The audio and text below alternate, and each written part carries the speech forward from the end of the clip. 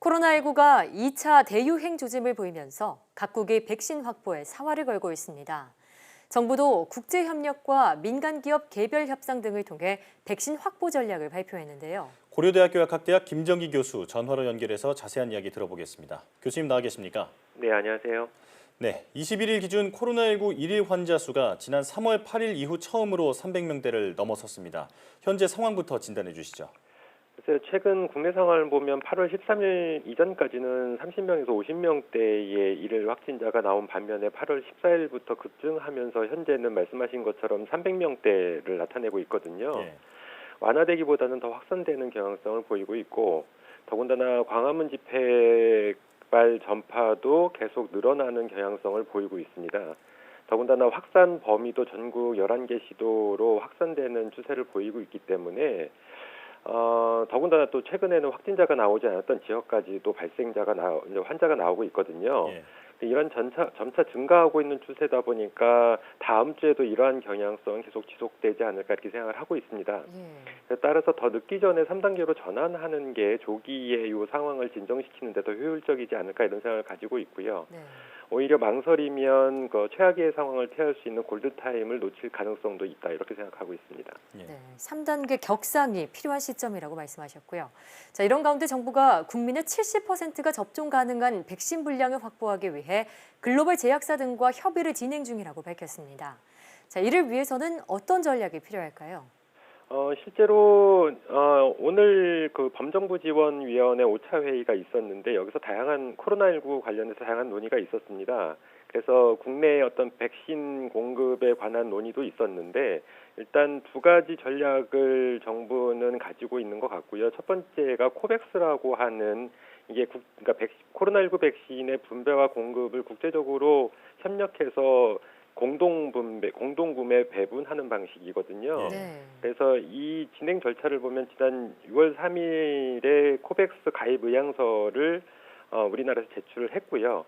그리고 8월 말까지 참여 의향 확인서 제출을 해야 되는 일정이었습니다. 그래서 이번 5차 회의 때 이러한 논의가 있었고 여기에 참여하는 걸로 확정이 됐습니다. 그래서 우리 국민의 한 20% 정도에 해당되는 그 백신 물량을 확보할 수 있는 방안은 일단 마련이 됐고요. 네. 실제로 이 자연 감염이 아니라 백신에 의한 그 집단 면역이 형성되기 위해서는 그러니까 우리나라 인구의 한 50에서 80% 사이는 항체를 가지고 있어야 되거든요. 네. 그러다 보니까 나머지 분량은 이제 개별 제약사들과 협상을 통해서 확보하는 방향을 추진하기로 이렇게 결정을 했다라고 보도 자료가 나와 있는데 네. 예. 일단 코백스 부분은 참여하기로 확인됐으니까 그 부분은 배제하고 나머지 개별 기업 협상 추진 같은 경우에는 아직 물론 모더나나 아스트라제네카나 뭐 존슨앤존슨이나 임상 3상 단계를 추진을 하고 있기 때문에 네.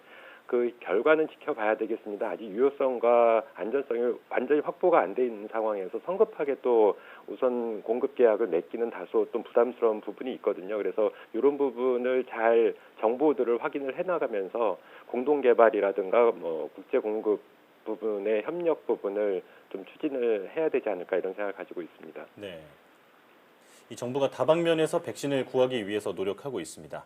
자, 정부가 만약 백신이 들여온다면 백신 접종 대상자 우선순위를 어떻게 할 것인지 정했습니다.